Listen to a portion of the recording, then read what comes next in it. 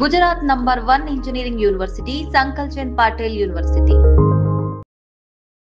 అమ్మా నమస్తే. నమస్తే అండి. నాటకాల నుంచి వచ్చిన వ్యక్తులలో బోల్డ్ ఎంతమంది కూడా ఉన్నారు. అందులో విలక్షణ నటుడుగా మనకందరికి పేరు వచ్చిన కోట శ్రీనివాసరావు గారు. అవునండి. అండ్ కోట శ్రీనివాసరావు గారితో మీకు ఒక మంచి అనుబంధం అనేది కూడా ఉంది కదా. ఉంది. సుమారు ఒక 10 చిత్రాల వరకు చేశారా? ఒక 8 సినిమా చేశాను. 8-9 చేశాను. ఎలా ఉండేదమ్మా? చాలా అద్భుతమైన నటుడండి. చాలా చాలా అద్భుతమైన నటుడు. మనం చాలా చెప్పుకునేటప్పుడు ఒక్కోసారి ఒక ఎస్వి రంగారావు గారికి, గుమ్మడి గారికి రీప్లేస్మెంట్ లేదు అనుకొని చెప్పుకుంటూ ఉంటాం కదా. అంటే వాళ్ళిద్దరి గురించే కాదు, కొన్ని రీప్లేస్మెంట్ లేవు కదా, అంతే. అలా ఆయనకి రీప్లేస్మెంట్ లేదు కోటా గారికి. కోటా గారి లాగా, కోటా గారి రేంజ్ అనుకోవడానికి మనకి ఏమో, నేను ఉన్నంత వరకు చూస్తానో లేదో నాకైతే తెలియదు. చాలా అద్భుతమైన నటుడండి. మొన్న ఆయన చనిపోయినప్పుడు, అంటే ఇప్పుడు కరెక్ట్గా వారమైంది, పోయిన ఆదివారం కదా చనిపోయింది. సో చాలా బాధేసిందండి, చాలా చాలా. అంటే నేను ఎలా చెప్పాలంటే, మా ఆర్టిస్టులందరి ఫీలింగ్ ఎలా ఉంటుందంటే, మేము వేరువేరు వీధుల్లో, వేరువేరు స్ట్రీటుల్లో ఉన్నప్పటికీ, ఈవెన్ వేరువేరు ఊర్లలో ఉన్నప్పటికీ, మా ఆర్టిస్ట్ ఒకళ్ళు తొలగిపోతే మా గ్రూప్లో నుంచి, మా ఫ్యామిలీలో నుంచి ఒక వ్యక్తి వెళ్ళిపోయినట్టుగా ఫీల్ అయిపోతాం. అంత బాధ ఉంటుంది మాకు. ఎందుకంటే ఏదైనా ఒక క్యారెక్టర్ చేయాల్సి వచ్చినప్పుడు సమఉజ్జీలుగా వెతుక్కుంటుంటాం. అంటే సెట్లోకి వెళ్తే నాకంటే చిన్నవాడు, కొత్తవాడు ఉంటే చేసేస్తాము. నాకంటే బాగా గొప్ప నటుడు ఉన్నప్పుడు నాలో నుంచి ఇంకా బెటర్మెంట్ వస్తుంది కదా అండి. అది నిజమ్మా కదా. సో మేము ఎప్పుడు కోరుకుంటాం, సెట్లో మనకి తిరుగులేని నటుడు ఉంటే వాళ్ళ ముందు మనం ఒక 50% ప్రదర్శన కాకుండా కంప్లీట్ 90%, కంప్లీట్ 100% ఆ క్యారెక్టర్ని బయటికి తీసుకురావాలి. ఆ సెట్లో మనం పోటాపోటీగా ఉండాలండి. కాంపిటీషన్ ఎప్పుడు వస్తుంది? అవతల వాడు ఉద్దండుడైతే వస్తుంది. మనలో కొత్తోడు కూడా ఒకడు వస్తాడు. అటువంటి నటుడు ఆయన. చాలా గొప్ప నటుడు అనమాట. నేను తిరుమల తిరుపతి వెంకటేశ అని ఆయన కాంబినేషన్లో ఆయన వైఫ్ క్యారెక్టర్ చేశాను. మా కూతుళ్ళు ఒక రోజా, కోవై సర్ల గారు, మహేశ్వరి, రవితేజ గారు, శ్రీకాంత్ గారు, బ్రహ్మానందం గారు మా అల్లుళ్ళు క్యారెక్టర్లు. ఏదో ఒక బంజారా హిల్స్లో ఒక గెస్ట్ హౌస్లో వాచ్మ్యాన్ క్యారెక్టర్ ఆయనది, వాచ్మ్యాన్ వైఫ్ క్యారెక్టర్ నాది. బిస్లరీ ఖాళీ బాటిల్స్లో వాటర్ నింపి, ఇది బిస్లరీ వాటర్ అని చెప్పి పిల్లలకు తాగిస్తూ, లేదా బయట కూడా అమ్ముతారనుకుంటా, అలాంటి క్యారెక్టర్.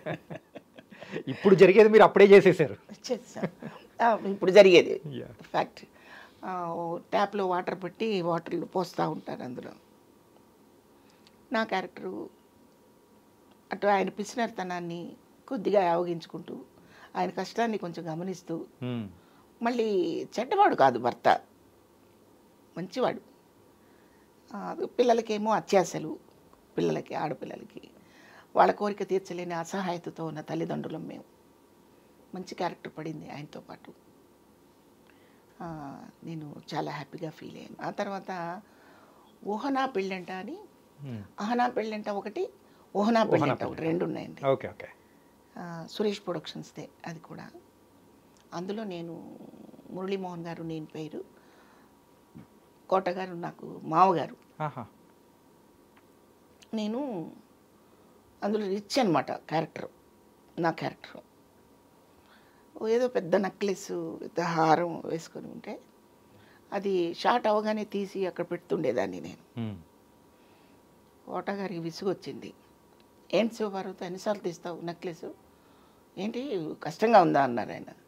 కాదండి బాగా ఇచ్చింగ్గా ఉంది, అందుకని మరి షార్ట్కి ముందు పెట్టుకుందాం అని తీసాను అనగానే, రామారావు గారి గురించి తెలుసా నీకు అన్నారు ఆయన. అయ్యో తెలియపోవడం ఏంటండి అన్న. కిరీటం పొద్దున పెట్టి సాయంత్రం దాకా తీసేవాడు కదా ఆయన, ఇంకొక నెక్లెస్ అంత బరువు ఉందా అనేవారు ఆయన. అంటే నువ్వేంటి తీసి పడేస్తావు పక్కన అన్నారు. లేదండి నేను నగ మాత్రమే తీశానండి, క్యారెక్టర్ని తీయలేదన్నాను. ఆయన అక్కడ చాలా మెచ్చుకున్నారు తెలుసా అండి. ఓకే. నేను నగ మాత్రమే తీశానండి, క్యారెక్టర్ తీయలేదు, క్యారెక్టర్లోనే ఉన్నాను నేను అనగానే ఆయన హగ్ చేసుకొని, జంజాల్ గారు చూసారా స్టేజ్ ఆర్టిస్ట్ అంటే మరి అదే చూడండి నాకు ఇచ్చేసింది కౌంటర్ అన్నారు ఆయన. అయ్యయ్యో కౌంటర్ కాదండి, కౌంటర్ కాదండి, అదేలే నువ్వు నాకు కౌంటర్ ఇచ్చాలే అంటారు. అలా ఒక స్ట్రైట్గా మాట్లాడటము, లోపల ఒకటి మనసులో ఒకటి పెట్టుకొని మాట్లాడటం ఆయనకి తెలియదండి. స్ట్రైట్గా ఉంటారు ఆయన. కోట శ్రీనివాసరావు గారు అనేటప్పటికీ ముక్కుసూటి వ్యక్తి, ఏదున్నా కానీ మనసులో దాచుకోకుండా ఎంత పెద్దటి మాట అయినా కానీ స్ట్రైట్ ఫార్వర్డ్గా వేదిక ఏదైనా కానీ ఆ వ్యక్తి గురించి అయినా అట్లే చెప్పేవాడు. అవునండి. అట్లాగే ఆర్టిస్ట్ని గమనిస్తారండి ఆయన. మంచి ఆర్టిస్ట్ వీళ్ళు అనుకుంటే మాత్రం చాలా ప్రేమగా ఉంటారు. ఆ క్యారెక్టర్ చేయటం లేదు అనుకుంటే మనకు ఆయన ఫేస్లోనే తెలిసిపోతుంటుంది. అంటే వీళ్ళు క్యారెక్టర్లో ఇన్వాల్వ్ అవ్వట్లేదు, చేయటం లేదు అని కోపం ఉండేది ఆయనకి. నేను ఆ రెండూ చూశాను ఆయనలో.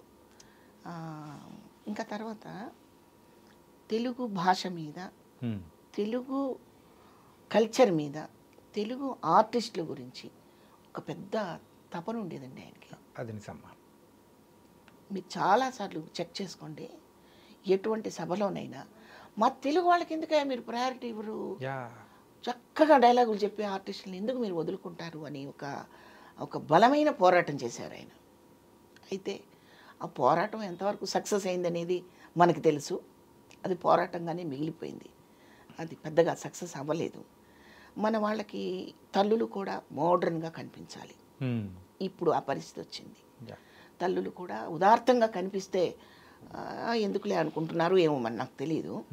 కొంచెం మోడర్న్గా, కొంచెం మిడీలు చెడ్డీలు వేసుకొని లొకేషన్కి వచ్చి, ఆ తర్వాత ఫ్యాన్సీ డ్రెస్సులు వేసుకున్నట్టు ఓ తెల్ల విగ్గు పెట్టుకొని, ఒక కుంకుమ బొట్టు పెట్టుకొని, కాటన్ చీర కట్టుకొని అక్కడికి వచ్చి మీరు వేస్తున్నది మదర్ క్యారెక్టరా అనిపించుకోవాలని తాపత్రయపడుతున్నారే తప్పితే ఒక మదర్ లాగా అడాప్ట్ అవ్వటం లేదు. మీరు కోట గారిని చూడండి, ఆయన ఎన్ని తరహా క్యారెక్టర్లు వేశారు ఆయన. విలన్లోనే రకరకాల క్యారెక్టర్లు చేశారు ఆయన. ఒక సాఫ్ట్ హెయిర్ పెట్టుకుని మాటికి జుట్టు ఇట్లా అనుకుంటూ ఉంది ఒక క్యారెక్టర్ దేంట్లోనో. అలాగే మన ఎన్టీఆర్ గారి క్యారెక్టర్ చేశారు. ఆ క్యారెక్టర్ ఏంటండి అది పిక్చరు? ఆయన కెరీర్ స్టార్టింగ్లో కాదు, బాగా పీక్లోకి వచ్చాక చేశారు. ఓకే. అప్పుడు క్రిటిసైజాలు కూడా చాలా వచ్చాయి కదండి ఎన్టీఆర్ గారి క్యారెక్టర్. అట్లా ఏ క్యారెక్టర్నైనా అలాగా అడాప్ట్ చేసేసుకొని ఒదిగిపోయి చేయడము అనేది ఒకటి. ఇది పాపం ఆయన నిష్క్రమించే ముందు కూడా నాతో ఒకసారి ఫోన్లో చెప్పారు. ఇప్పుడు 3-4 months క్రితం అండి నేను ఫోన్ చేసింది. ఓకే.